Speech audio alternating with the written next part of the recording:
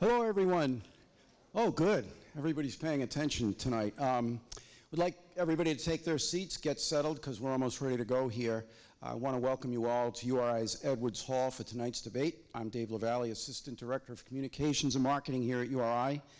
Just let me first, for those of you who weren't with us Monday night, I'm going to point out for emergency reasons the exits. There are two on either side of the hall. There are multiple exits to the rear, two on each side, and multiple exits toward the center and the back. There are also restrooms, accessible restrooms in the lobby, and additional restrooms on the ground floor of the building on either corner. If you need help, just seek out one of our university events staff or any of our students, and they can direct you to those. A reminder for those who weren't with us on Monday night, the university's, one of its core values, or among the core values that we have, are the free exchange of ideas and a climate that is respectful and open to different perspectives. We expect everyone in attendance to give the candidates, panelists, and their fellow audience members the respect they deserve. Anyone who disrupts the debate with verbal outbursts is subject to removal from the hall, as are those who display signs in the auditorium. Just before we get underway, I'd like to thank Elizabeth Harrison, who's director of the Public's Radio, and Alan Rosenberg, executive editor of the Journal, for helping us present tonight's discussion. I also want to thank a few folks from our team who've put in an exorbitant amount of hours to make these debates happen. Shauna Green and Ashley Freza from University Events, and Ethan Hicks and James Zong from Classroom Media Assistance, and all of our students who work many extra hours to make these things go as smoothly as they have.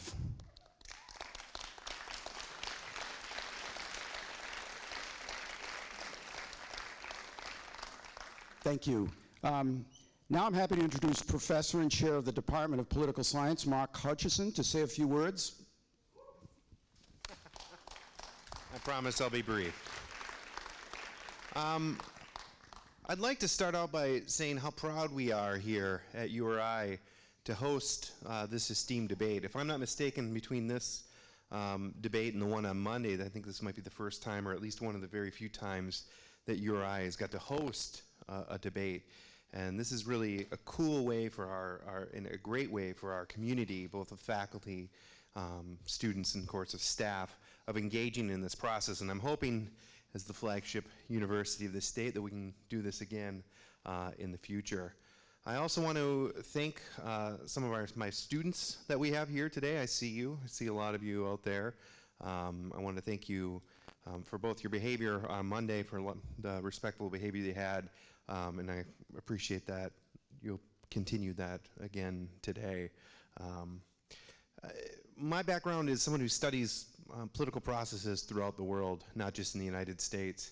And one of the things that I think is really wonderful about debates like this is it really kind of captures one of the core principles of democracy, and that is the marketplace of ideas.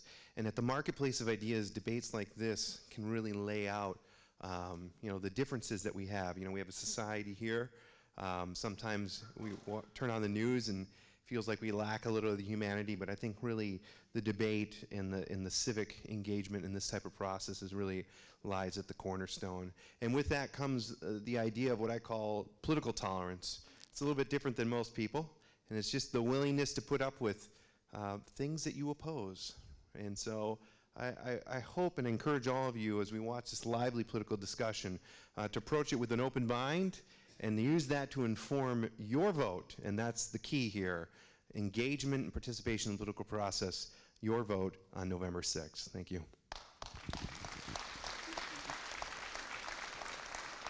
Thank you, Mark. I'm glad you're with us tonight, and good to see so many students here as well.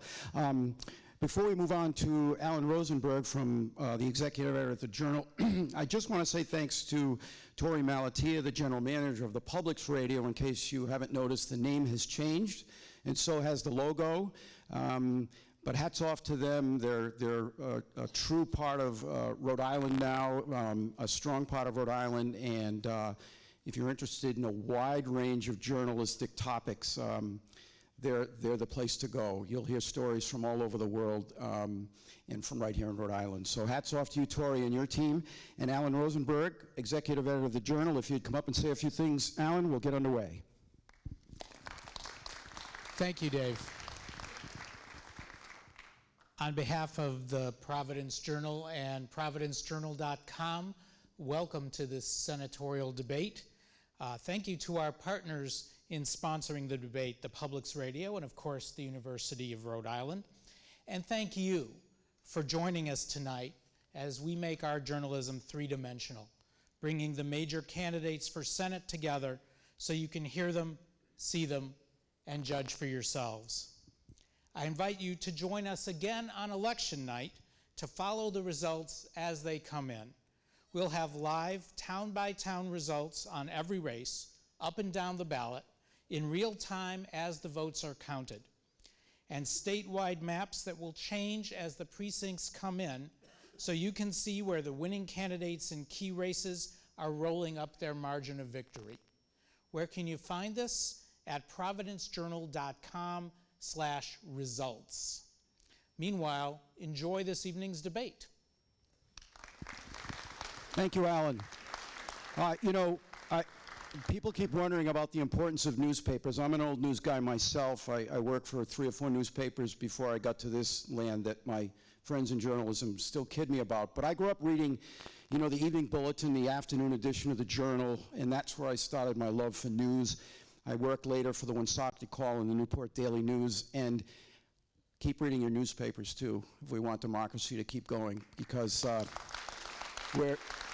that's where the action is. And please, listen to your radios, all voices. I tell my students all the time, just don't listen to one voice. Listen to them all and then make your decisions. But newspapers are still the place to go for a lot of in-depth coverage that you're not going to see anyplace else, including our own good 5-cent cigar.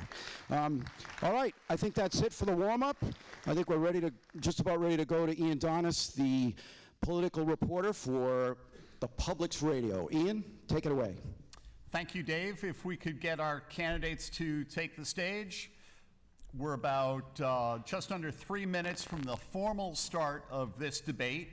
If in the audience, if you haven't silenced your cell phone or mobile device, please do so now. Candidates, just a reminder, you will have up to 2 minutes to answer each question. At the discretion of the panel, we might allow you a 30-second follow-up or rebuttal. And we will alternate questions. Robert Flanders will get the first question tonight, then we'll go to Sheldon Whitehouse, and the order will be reversed for every ensuing question. The candidates will get 2-minute closing statements at the end of our debate. There are no opening statements, and we're just about 2 minutes away, so we're very happy you're here with us tonight. We're looking forward to a spirited debate covering a lot of topics, and I've about run out of patter, so I just ask you to bear with us for about 2 minutes, and we will launch the formal start of this debate. Thanks so much for being here.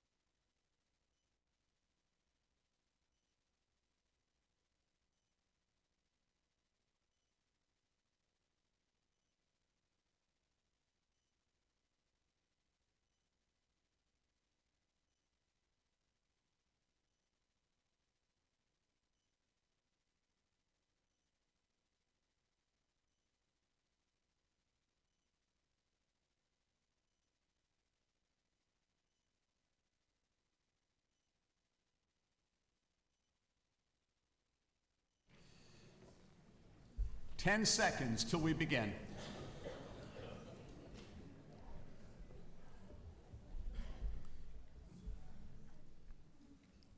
Good evening and welcome to a debate among Rhode Island's U.S. Senate candidates sponsored by the University of Rhode Island, the Public's Radio, and the Providence Journal. We're coming to you from Edwards Hall at the URI campus in Kingston. I'm Ian Donis, political reporter for the Public's Radio, and I'll be asking questions and moderating this debate along with Providence Journal managing editor Michael McDermott and your URI sophomore Julia Morrow, news editor with the campus newspaper, The Good 5 Cent Cigar. I'm asking our audience to respect the candidates and the moderators and to please avoid applause and cheering until the very end of the debate so we can make the most of our time here. Now I'd like to introduce the candidates. On the left, lawyer and former Rhode Island State Supreme Court Justice Robert Flanders, and on the right, Democratic U.S. Senator Sheldon Whitehouse, who is seeking his third term in office. Let's get right into it.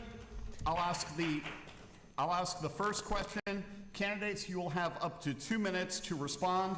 If the panel considers it appropriate, we'll sometimes allow for a 30-second follow-up to comments by your opponent. Earlier today, I picked names out of a hat, and Mr. Robert Flanders, you will go first. President Trump is very critical of U.S. commitments to longtime allies. He questions NATO and canceled large-scale joint military exercises with South Korea. Critics accuse him of being too soft on repressive regimes. Do you support the president's approach to foreign relations and his view of America's role in the world? Well, first I want to thank the University of Rhode Island, the Providence Journal, and the Public Radio for sponsoring and hosting this debate. And I want to wish my opponent a happy 63rd birthday. I promise not to make his age and relative inexperience an issue in this campaign. I have said from the outset on this campaign that I'm going to call balls and strikes on President Trump, and that's true in the foreign policy.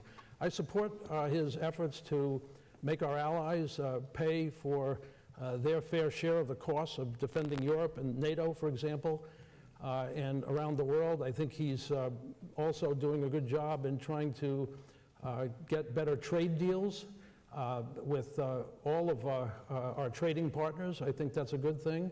But I did not appreciate, and I spoke out against his meeting in Helsinki with President Putin, where I thought he gave too much credibility to the Russian president's denials of Russian interference in the election and didn't credit our own intelligence agencies with the evidence. They were quite unanimous about the fact that Russia hadn't attempted to meddle in the elections. So I think the president is trying to improve our trade relations around the world, get better deals where he can. This is fulfilling his campaign promises, particularly on NAFTA and other arrangements, and I've supported that. But as I've said all along, I wish his rhetoric would be toned down a bit.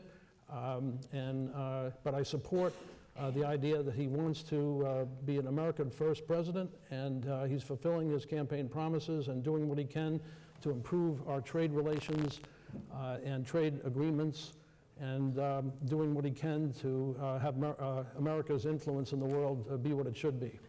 Mr. Whitehouse, the same question to you. The problem with President Trump and Vladimir Putin we don't fully understand yet, because there has not been anywhere near adequate disclosure of the president's business relationships with Russian interests. So it's hard to understand exactly what is behind the manner in which he deals with Vladimir Putin. I thought that the performance on the stage with Vladimir Putin was more than just unfortunate. I thought it was disgraceful. And the problem is that it's not just a one-on-one problem between us and Russia. One of the things that I do pretty much every year and have done for some time, it's one of the reasons we became such good friends, is to be the co-lead with John McCain on the American delegation to the Munich Security Conference, which is the big security conference for Europe and for the NATO alliance and the Atlantic Alliance. And what is hard to hear over there when you go to these things now is the feeling that the United States of America has become an unreliable ally. And when these countries have that feeling, they have to hedge their bets.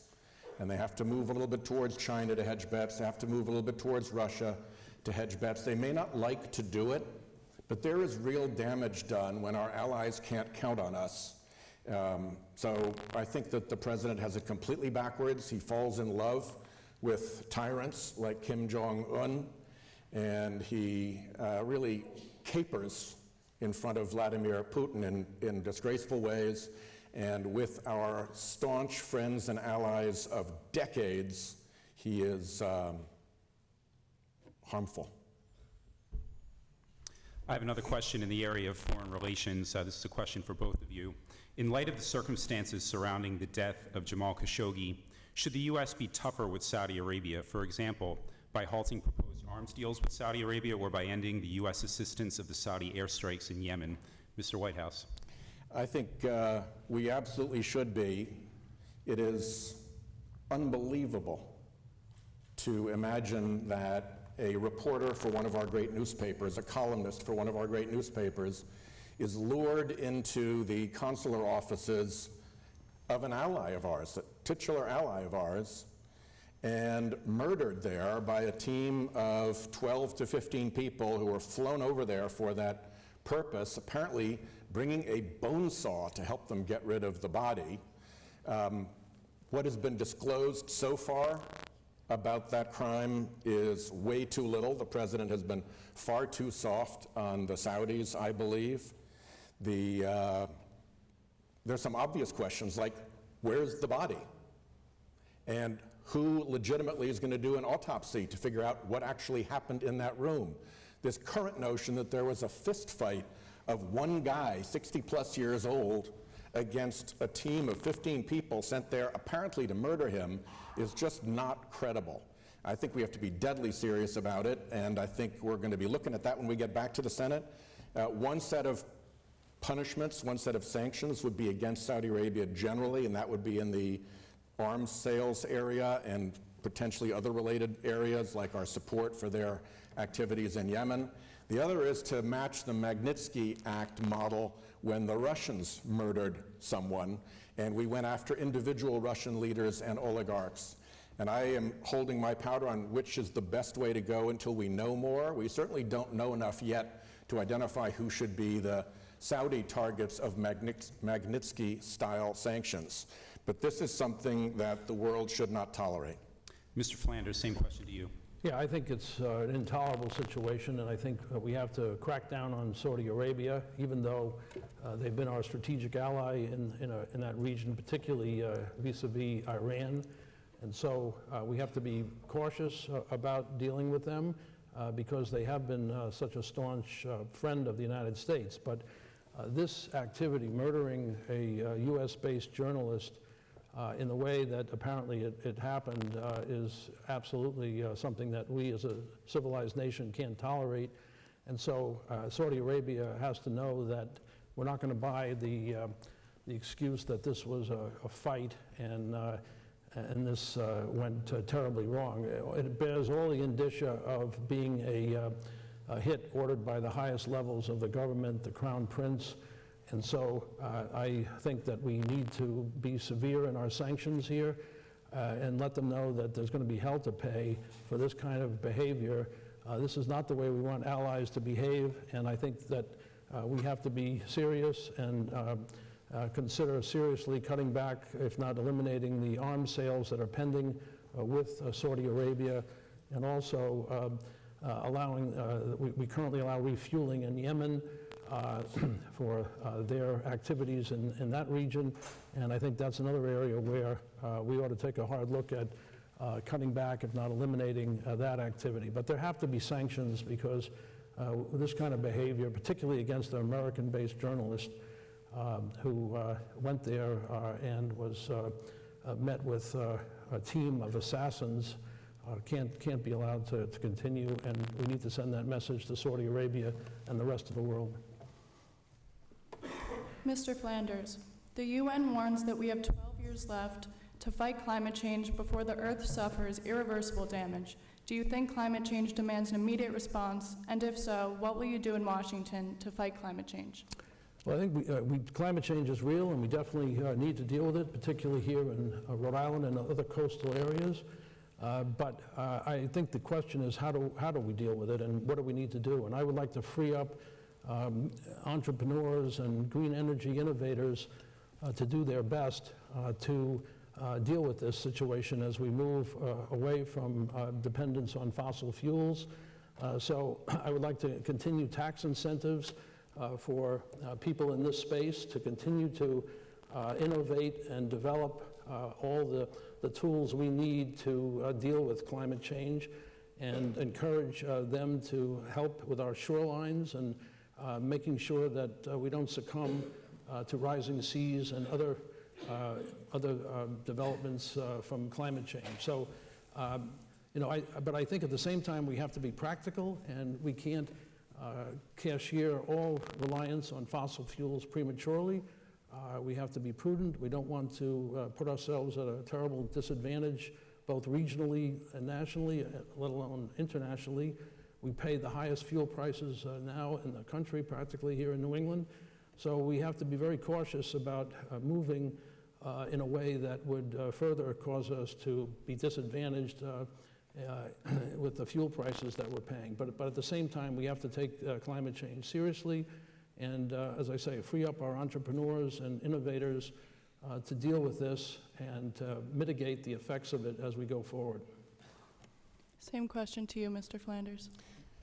Mr. Whitehouse. I think it's a little bit more urgent than that. This university, this great university where we are right now, the University of Rhode Island, has done studies that show that the entire map of the state of Rhode Island is going to change in this century if we don't get ahead of this problem, and if we don't get ahead of it now. The science about it is overwhelming. There's almost nobody who's not on the fossil fuel industry's payroll who disputes the science. We are past that, and we are now into politics. The problem, as identified by the International Monetary Fund, is that the fossil fuel industry gets about a $700 billion per year effective subsidy just in the United States alone. Now, $700 billion is a lot of money, and it gives fossil fuel a huge advantage against the competitors that are emerging on the renewable sector. Fortunately, the renewables are going fast enough that they're able to overcome that subsidy, and we're starting to see some real crossover points with renewables becoming not only better for the environment and the planet than fossil fuel, but actually cheaper than fossil fuel. But when you are a big industry, and when you are defending a $700 billion per year subsidy, you get to work on your politics. And that is what the problem is in Washington. There is a bad connection between fossil fuel industry lobbying and the Citizens United decision's dark money, the unlimited money that's allowed to flow into politics. And I will tell you, from my years in the Senate, before Citizens United and after, before Citizens United, we were working on bipartisan climate legislation. We could have solved this by now. And with that decision, the fossil fuel industry got access to unlimited spending. They hit the Republican Party as hard as they could. They shut down all dissent in the Republican Party. And now we have a blockade run by the Republican Party, paid for by the fossil fuel industry. If I may briefly respond to that, I want to point out the Burrillville power plant situation where my opponent, despite his opposition to fossil fuel, has been silent because he said there's a choke point, or whatever that means. The only choke point I see is in his throat, because it's completely hypocrisy for him not to oppose that, given his opposition to new fossil fuels. Of course, he's also taken big contributions from Invenergy, the developer there, and other fossil fuel interests and proponents of that plant. So while he talks a good game, here's another example of him being totally at odds with his actions. I'm not going Mr. to Whitehouse, pursue things that aren't true, but hang on for a second. How about that accusation? You're known as an outspoken environmentalist. There are many opponents of the Burrillville power plant who would like to hear from you one way or another. Why have you not spoken out and expressed a view on that proposal? because it's before effectively a court, a judicial tribunal. It is a rule of law proceeding before the Energy Facility Siting Board. People appear through lawyers. They present sworn testimony. They are under oath when they testify. The decision that they make is subject to review by the Rhode Island Supreme Court.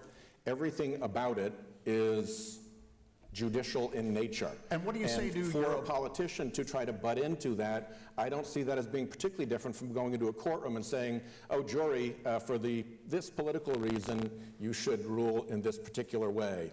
We have enough threats on rule of law in Washington. It is something we have to pay attention to, and it keeps me back. I will say I'm going to stop that you there.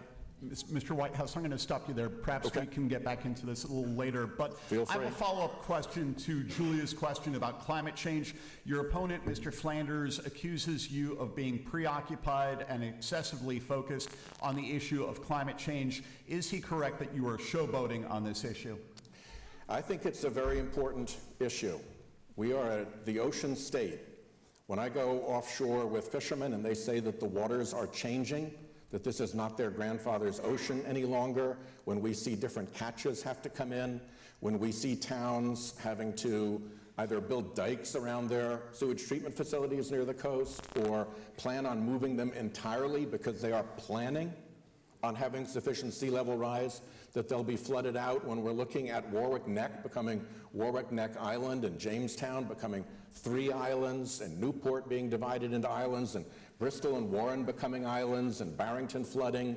This is really serious, and we have to get after it now because there's a big carry on it. And if we don't get after it now, by the time people actually see the water lapping at their doorstep, it risks being too late.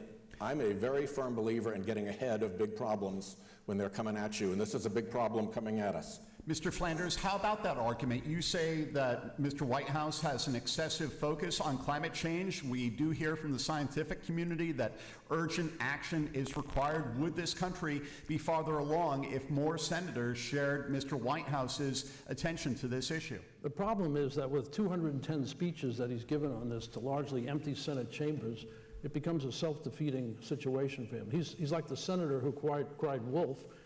He's become a Johnny One-Note on the subject to the point where people are not listening anymore when it is a serious subject. And so my criticism is not that it isn't an unimportant issue. It's the fact that he's been going on and on about it as a Johnny One-Note to the point where people are no longer listening. And yes, we need more attention to it. But should we re-elect him for another 6 years, another 200 plus speeches on the subject? Gosh, there are lots of things that we need to focus on. Climate change is one of them, but I don't think it's helping the situation to be a global alarmist and keep saying over and over the same things to these same empty chambers when it's no longer effective, and in fact, people are no longer listening with the seriousness that the subject deserves because he's carried on to the point that he has. Turning to the issue of immigration, Mr. Flanders, do you support federal grant funding being made contingent on a state or locality cooperating with federal immigration authorities? I believe in the rule of law, and federal law does trump state law. I think the Constitution gives immigration authority to the federal government. I do not support sanctuary cities or this whole idea of ignoring our federal immigration laws.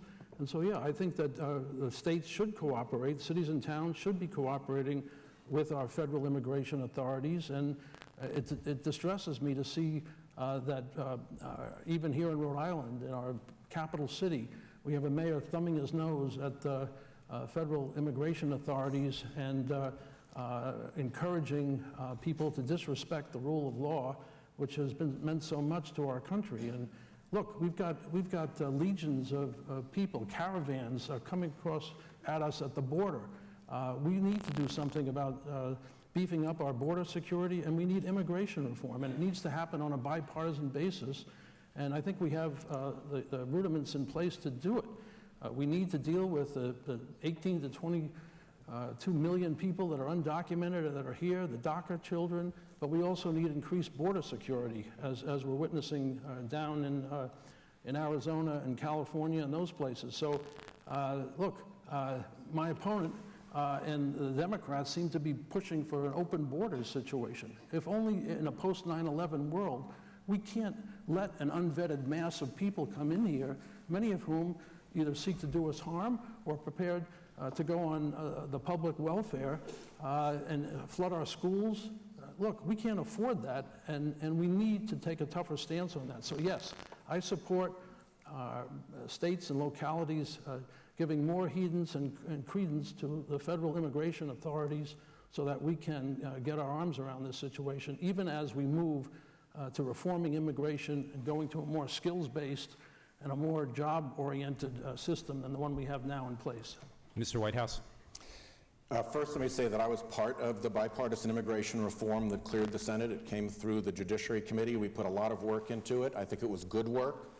The Republicans refused to even bring it up in the House, and that's why we have some of these problems. The two additional points that I'd make on this. One is, I've prosecuted gang cases as U.S. Attorney and as Attorney General. We got 5 life sentences on the Latin Kings gang here in Rhode Island. If you want to do gang cases in Rhode Island, you have to make sure that people from those communities will talk to you. And if they fear that when they come in, they'll be punished for coming in and talking to you, that hurts law enforcement. So to me, the people to listen to on this are the police chiefs. And if the police chief in Providence says that he's doing what he thinks is right to keep the citizens of Providence safe, I'm inclined to accept his judgment on that subject. What we see across the board in Rhode Island is that I think all of our police departments right now are in the same place, which is if the federal authorities will get a warrant for somebody, the warrant being the thing that allows you to hold somebody under the Constitution, we honor the warrant. Every single city and town honors a federal warrant, whether it's immigration or otherwise. If they haven't got a warrant, we have a district court and a First Circuit appellate court that have both held that if you hold somebody longer than when you're allowed to, and there isn't a warrant that is your justification for holding them, you're liable. So the law here in Rhode Island that we follow is that if the federal government wants to have the police departments pick somebody up, they should go under the Constitution and get a warrant. And when they do, the police departments conform. You're listening to a live U.S. Senate debate at the University of Rhode Island featuring Democrat Sheldon Whitehouse and Republican Robert Flanders. I'm Ian Donis, political reporter for the Public's Radio, joined on the panel by Michael McDermott from the Providence Journal and Julia Morrow from the Good 5 Cent Cigar. This question will start off with Mr. Whitehouse.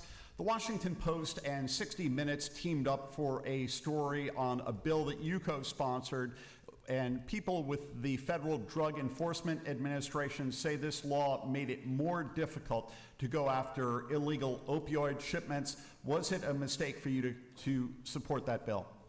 I don't think so. It passed unanimously in the Senate. It passed unanimously in the House of Representatives. President Obama signed it into law. We had, when this story emerged, we had a hearing on it in the Judiciary Committee, a bipartisan hearing. We brought in the woman who runs the section that does this type of enforcement, the diversion section of the Drug Enforcement Administration. She testified before us, she testified under oath, and she said there had been no harm to her enforcement efforts by passing this law. What I have focused on more has been to respond to the opioid crisis with bipartisan legislation that I was the principal author of, the CARA bill, the Comprehensive Addiction Recovery Act. That also passed the Senate with huge numbers. It also passed the House with huge numbers, and President Obama signed it into law. It is the most significant piece of legislation that has been written to respond to the opioid epidemic. I did it in bipartisan fashion with my colleague, Senator Portman of Ohio. And if you go to the opioids and recovery community here in Rhode Island. If you go and talk to Anchor Recovery, if you go and talk to Kodak, if you go and talk to Phoenix House, they will describe me not just as somebody who's okay on this issue, but who is their champion. And I am proud of that. And if they want to reconsider the DEA bill, we actually put into it a section saying, come back to us if you have a problem, report to us. They've never given us a report saying that there is a problem. So I'd rather move forward on continuing to get additional funding for Rhode Island and continuing to implement my Comprehensive Addiction Recovery Act to support the wonderfully brave people who are in recovery here in Rhode Island as they work through this tragedy. Mr. Flanders, I have a slightly different question for you. You've accused your opponent, Mr. Whitehouse, of having, quote, blood on his hands and drug money in his pockets due to investment in pharmaceutical companies. But financial disclosures show that you and your wife have between $200,000 and $615,000 invested in big pharmaceutical companies. Are you being hypocritical? No, I'm not, because I've said that I won't take any contributions from Big Pharma, and if and when I am elected to the Senate and have to pass on legislation that comes before me, any investments I have will go into a blind trust so that I don't know or have anything to do with how the money is invested. So my criticism, and I've also said that I'm not taking any contributions from Big Pharma. The problem with what my opponent has talked about is he was a co-sponsor of a bill that gutted the DEA's power to shut down these pill mills that were flooding the market with these terribly addictive opioids that were killing 6 Rhode Islanders a week.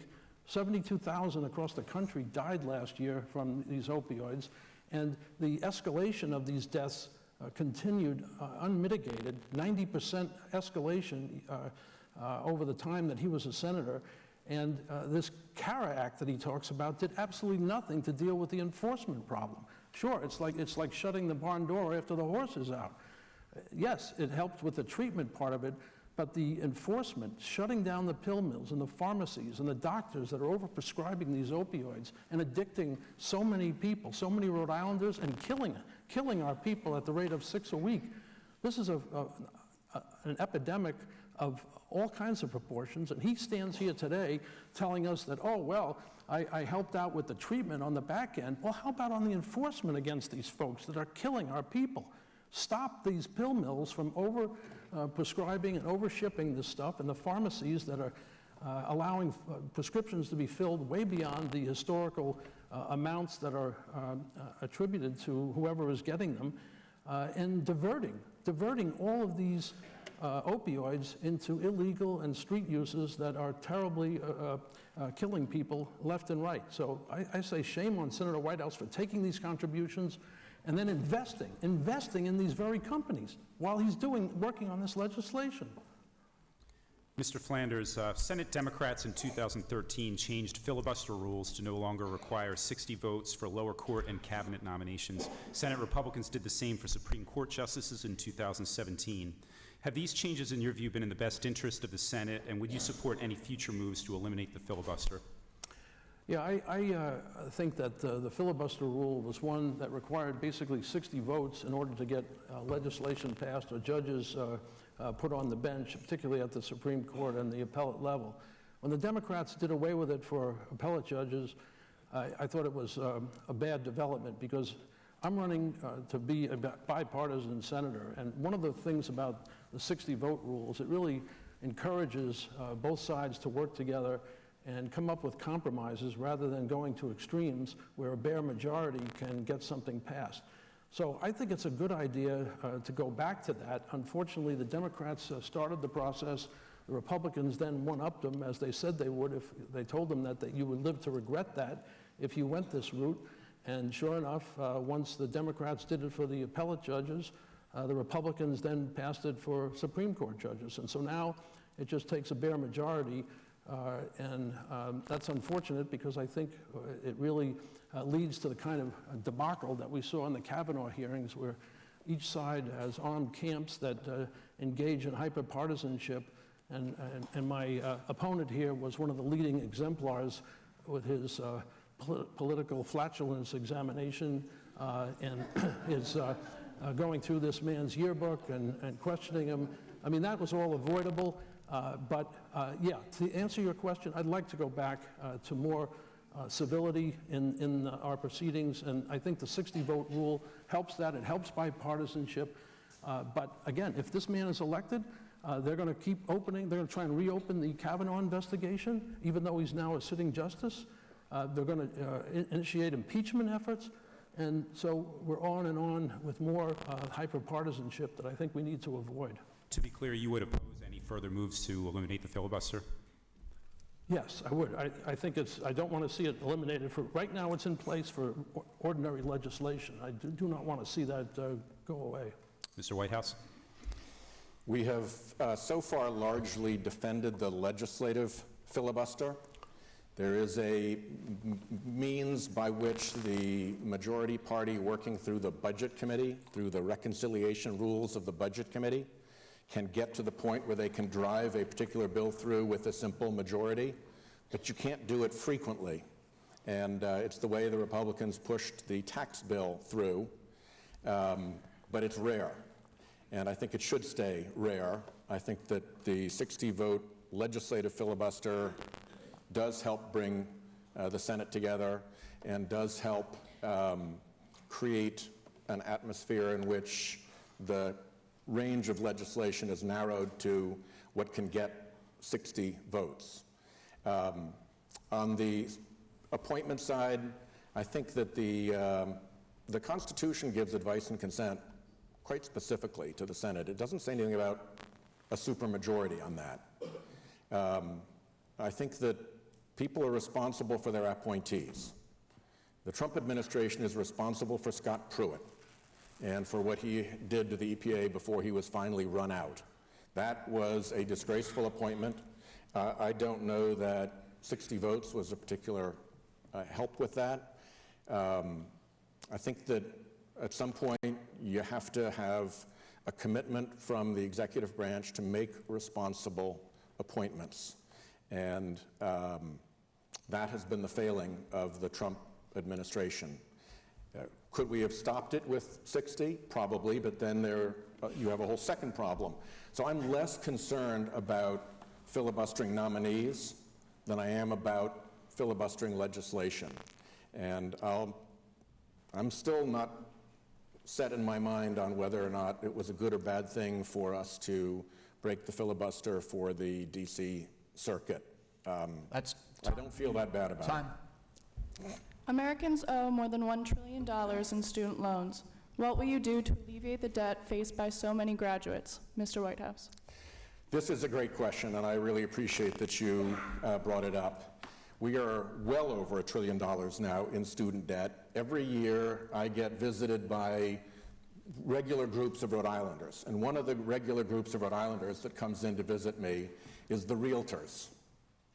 And for the last 2 years, the realtors have been coming in and telling me, you know, we need something to be done about student loans. Because student loans have become such a burden on young people that when they get to the point in their lives where they ought to be buying their first house, they can't get them a mortgage for their first house because they're so loaded up with student loan debt. I think that there's some very good ideas around. I think that dramatically dropping the interest rates and allowing people who have multiple student loans to consolidate them into one single package that has a very low rate. I don't see why big Wall Street banks should get a more favorable rate from the federal government than students do on their student loans. So I would love to see the rate dropped as low as possible to virtually zero if I could pull that off. For those of you out there who are in public service, I also just got $350 million to support the Public Service Loan Forgiveness Program. So you can have student loans forgiven if you go into certain fields of work, public work, NGOs, and so forth. So anybody who's listening to this, who has student debt in Rhode Island, and who is working for a public service organization should check with my office to make sure that you have access to this $350 million that we just got passed, my legislation, to help people who are in that particular position. But it's not enough just to help the people who are in public service jobs. We've got to really drop the interest rates and really drop this burden on Americans. Mr. Flanders? Yes, I think this is a real problem, and it's particularly bad where these for-profit universities are taking advantage of people who are looking to get advanced degrees through the internet and committing huge sums in debt in order to get an education. I think it's fair to make them have some skin in the game, and if their graduates or degree holders are getting into trouble with the loans that they took out and they can't get jobs or they're not able to pay them back, then I think we ought to hold some of these for-profit universities responsible for leading them down the garden path, letting them think that by taking their real estate courses, for example, that they were going to make a killing and getting into debt in order to do it, and then not being able to pay back or not getting a job that would enable them to do that. Yeah, I think this is a real problem. It's particularly egregious when, unfortunately, students default on their student loans and don't pay them back when and as they're due. The interest rates tend to jack up into double digits, and the interest starts to compound, and the situation gets to be particularly bad and unaffordable. So I think we do need some more oversight and regulation in this area because it's saddling too many students with unmanageable debt that trails them well into their adult lives if they're able to pay it off at all. And it's unfortunate because it actually dictates career choices that they may not have wished to follow because they realize they have to pay this back, and they might not take a job that pays less or is more public-minded than the one they have to take in order to pay back the loan. Mr. Flanders, the U.S. Treasury Department released figures this week showing the federal budget deficit for fiscal 2018 has grown by almost 20%. This shows how federal revenue is slumping, even though the economy is very hot and unemployment is very low. You've spoken in favor of the tax cuts signed into law by President Trump. Does this raise questions about the merits of those tax cuts? Actually, federal revenue isn't slumping. Federal revenue is actually up year over year, slightly, but up. Then why is the budget deficit growing? Because the spending is out of control. The spending is what's killing us. The revenues actually are quite good. And despite the fact that these tax cuts, the economy is picked up so much that our unemployment is down to 3.7%. People are working, people are paying more taxes, so the revenue side of it is fine. The problem is our spending has continued to escalate, and so the deficit is growing because even though our revenues are greater than they were last year, on the spending side, we've got that out of control. So I think we need to take a hard look at where we can make spending adjustments that will help us. But in terms of the revenue side, I think the Tax Cuts and Jobs Act has been an enormous success. It's put, on the average, $1,400 into the pockets of average Americans. And if you're a family of four, you've got 4,000 more, 3,000 more for 2018, 45,000 over 10 years. That could buy a car. So that's not insignificant. That may be crumbs to Nancy Pelosi and Chuck Schumer and perhaps even to my opponent. But that's real to Rhode Islanders. And so I think the economy is responding to that. We're ranked #1 for competitiveness in the world. And I think everyone, including the students here, are benefiting from the fact that our economy is doing better than it has in a long, long time. So it's not a revenue problem, it's a spending problem. Mr. Whitehouse, we know you are not a big fan of President Trump, but the economy has continued to grow during his time in office. Does he deserve any credit for that? I think that we're on a continued recovery from the massive meltdown that we had in 2008. If you look at there are 19 months of data for the Trump administration. If you look back into the Obama administration for its last 19 months, so you're comparing equal periods of time, you see there was actually more growth under the Obama administration than under the Trump administration. The tax bill was bad for Rhode Island. Simply put, it was bad for Rhode Island. Many Rhode Islanders will end up paying higher taxes because of the tax bill. It also created trillions of dollars of added debt. Basically, what my view is on this is that this was the bill that I mentioned, where the Republicans did not try to get 60 votes, where they did not work in a bipartisan fashion, where they used the budget reconciliation trick to jam something through on a party line basis. Many of you saw the pictures of the notes in the margins of the lobbyists calling in their favors. And this was a huge payback for big Republican donors. Hundreds of billions of dollars out into the donor class. I don't think it's working well at all. And when I hear Republicans talk about how we're going to solve this on the spending side, here's what worries me, because I just listened to Mitch McConnell talk about this just a few days ago. He's going to go after Medicare. He's going to go after Medicaid. He said very clearly that that's what he was going to do. He said it publicly. So you got to be very watchful about looking at the spending side while you have a Republican Party that is announcing that it's going to go after Medicare, Medicaid, and Social Security, as well as the protections of the Affordable Care Act. So I think we do have work to do, and I think it's a little bit unfortunate that with the economy as strong as it is, we gave away such huge tax benefits to people at the very, very highest end.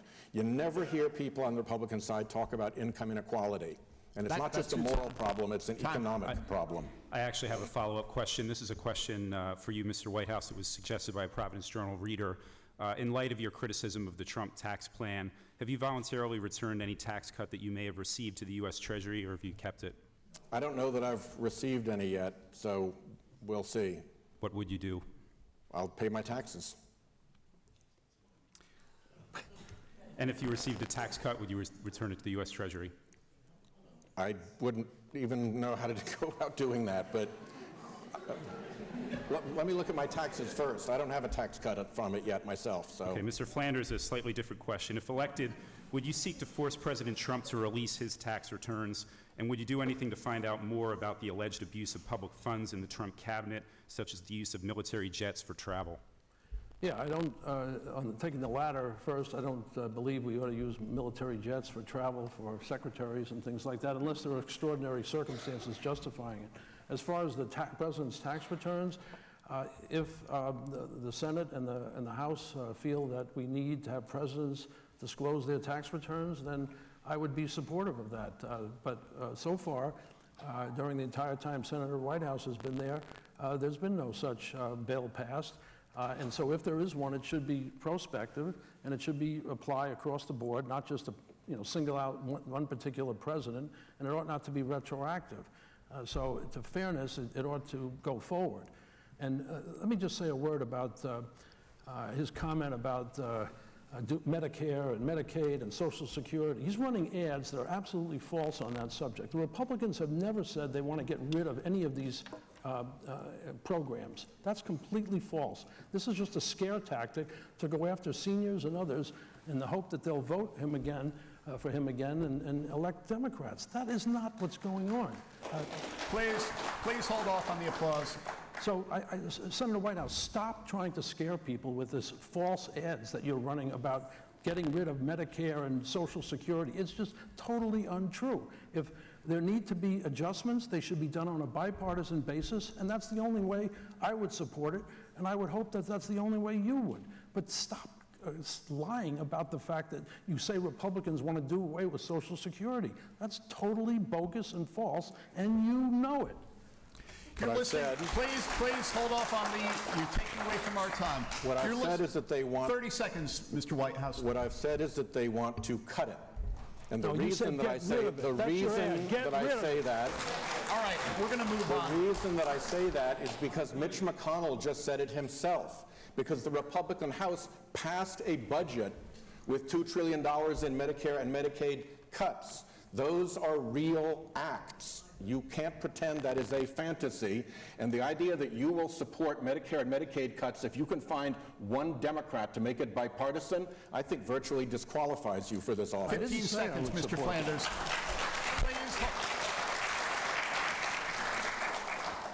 I didn't say I would support them. That's another misstatement. I said that if there are to be any, it would have to be on a bipartisan basis. That's all. And look, we want to preserve these programs. President Trump has said that this is off limits. There aren't going to be any changes under his watch.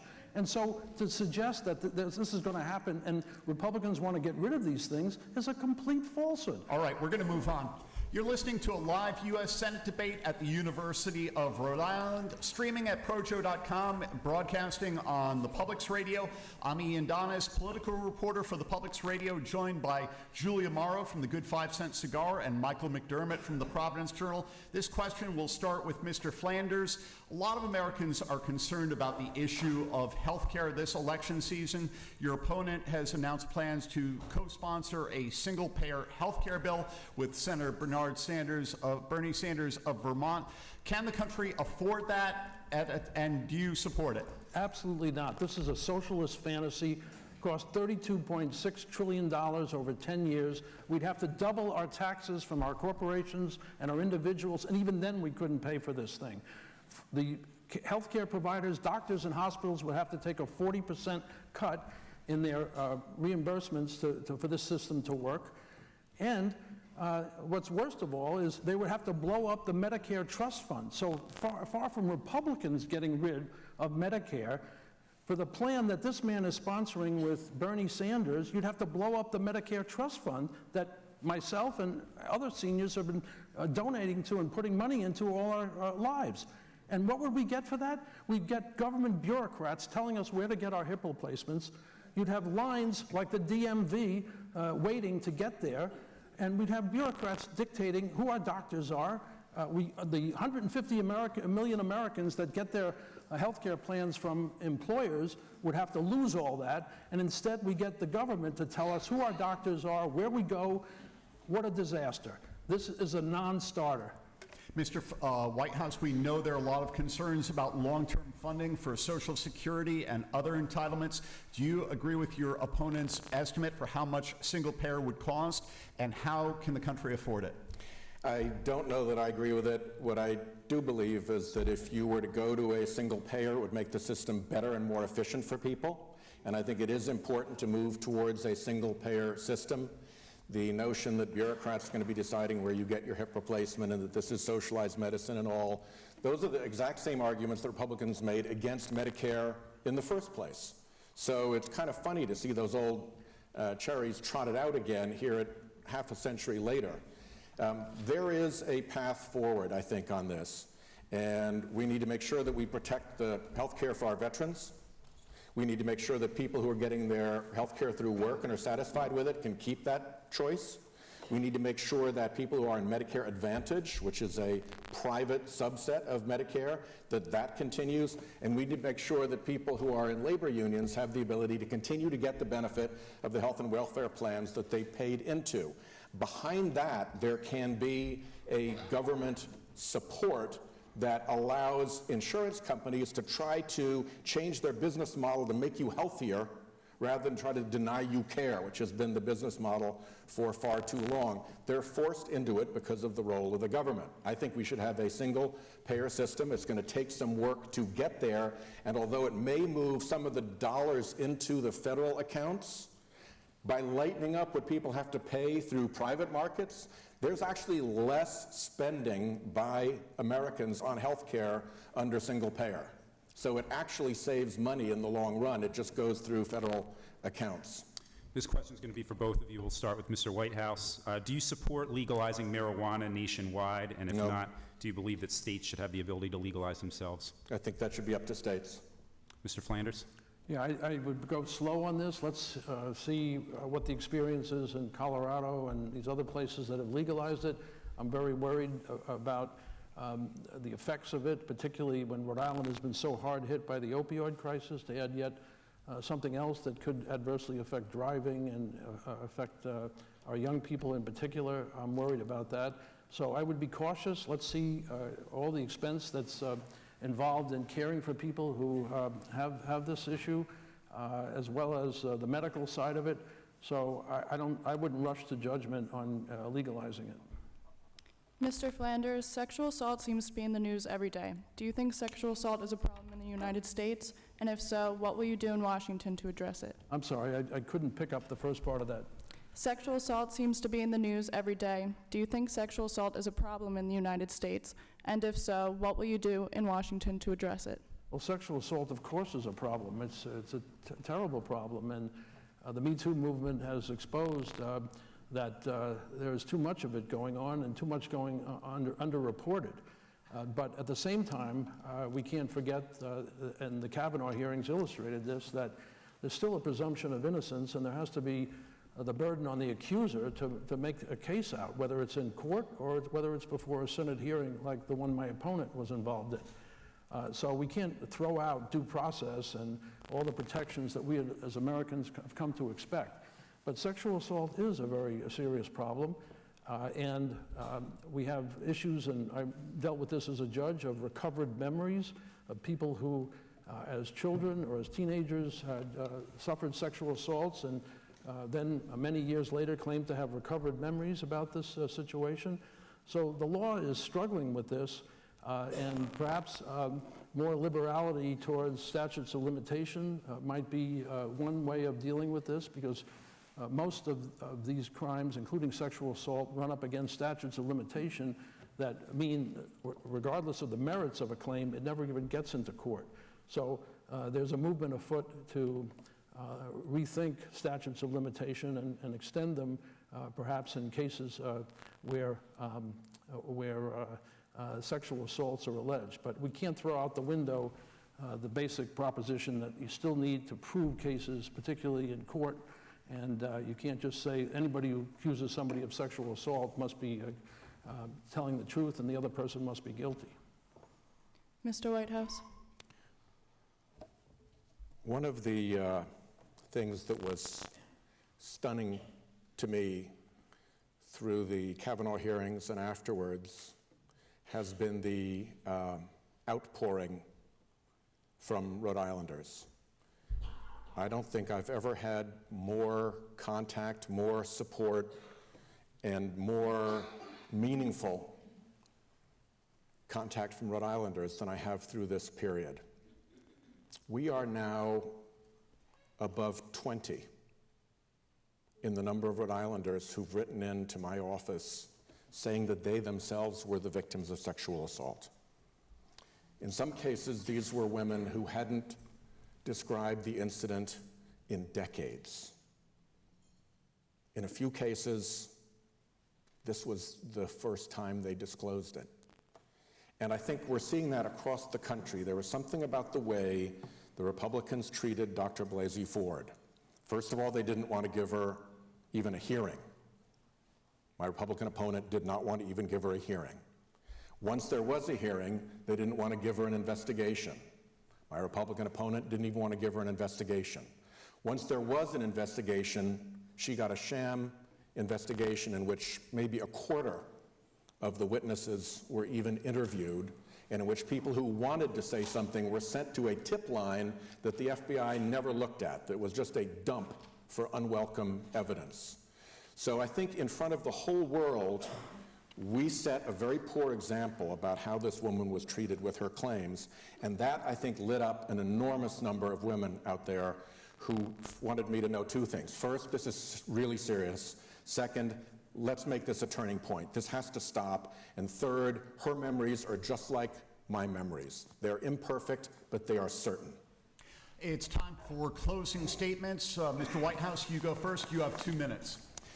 Thank you. First, let me thank the Providence Journal and Public Radio and the Good 5-Cent Cigar for having us here today. Let me thank the University of Rhode Island for hosting us. It is great to be here in Edwards Hall. I think we're going to be having different views on different subjects, my Republican opponent and I, but I hope that there's one thing that we can agree on tonight, and that's that we should all vote for Proposition 2 on the ballot in November to help support our terrific universities. So I hope that'll be the case. You can applaud on that one, right? That's fair applause, right? Okay, good. We have big fights ahead in Washington. I believe that I bring to those fights the skills to know when to stand and when to fight hard when I need to, but also to find when there is a bipartisan path to take advantage of that bipartisan path. I started the Oceans Caucus with the Republican Lisa Murkowski. She just came up to visit and speak at my Oceans event a few months ago.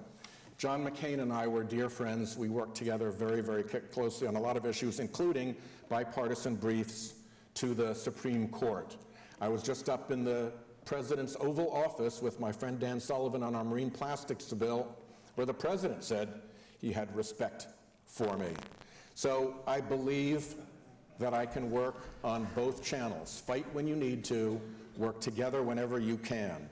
And that means standing up to protect Medicare and Medicaid and Social Security, which, notwithstanding what my opponent has said, have been specifically stated by the Republican majority leader to be on the block if Republicans control Congress. On opioids, on coasts, on dark money, on income inequality, there's a lot of work left to be done, and I'm here to respectfully ask Rhode Islanders for their vote so I get a chance to go down there and continue to deliver on these issues. Thank you very much again. Please.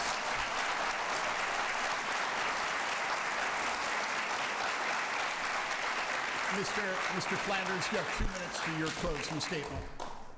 Voters have a clear choice and clear contrast in this election. Our backgrounds are so different. I come from a very humble background. He comes from wealth and privilege. I come from a family, oldest of 7, had to work as a garbage man to put myself through school, as a dishwasher, as a floor sweeper. So I know what it's like to go paycheck to paycheck, because that was my family background. I came to Brown 50 years ago as a freshman, but had to work my way through Brown. Worked as a dishwasher at the Wheeler School, a floor sweeper, a grass cutter. I was fortunate enough to captain the baseball team and quarterback the football team. I was elected to Phi Beta Kappa and was selected into Harvard Law School at the same time that I was drafted by the Detroit Tigers and played minor league ball while I was going to law school. I came back to Rhode Island. I met my wife, Ann. We've been married for over 50 years, raised our kids here, and I've been fortunate enough to live a slice of the American dream here in Rhode Island, going from a garbage man to the Rhode Island Supreme Court, where I served for 8.5 years. Chaired the Board of Regents for elementary and secondary education, and then was asked by another governor to go into Central Falls and clean up a horrible mess there, and led them through a consensual plan of debt adjustment that now is yielding them a balanced budget that they've followed after working with me and hailing themselves as the comeback city. Look, that's a big difference from this man. He's basically been a career politician all his life. I've been a law firm partner. I know what it's like to run a small business, to have people depend on you. The choices are clear here. If you want someone who wants higher taxes and more regulation and opening up our borders, then by all means, vote for this guy, because that's what you're going to get. But if you want somebody who's going to be a bipartisan problem solver, work with both sides to get things done for our country and for Rhode Island, then I'm your man, and I respectfully ask for your vote. Time. Thank you.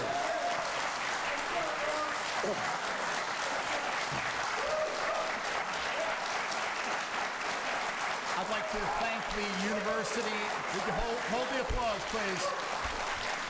I'd like to thank the University of Rhode Island for sponsoring and hosting this debate. Also, our media partner, the Providence Journal, my colleagues at the Publix Radio, Ami and Donis. I'd like to thank my co-panelists from the Providence Journal, managing editor Michael McDermott, and from the Good 5 Cent Cigar, Julia Morrow. And now's the time when you can give both candidates a big hand, Republican Robert Flanders and Democrat Sheldon Whitehouse.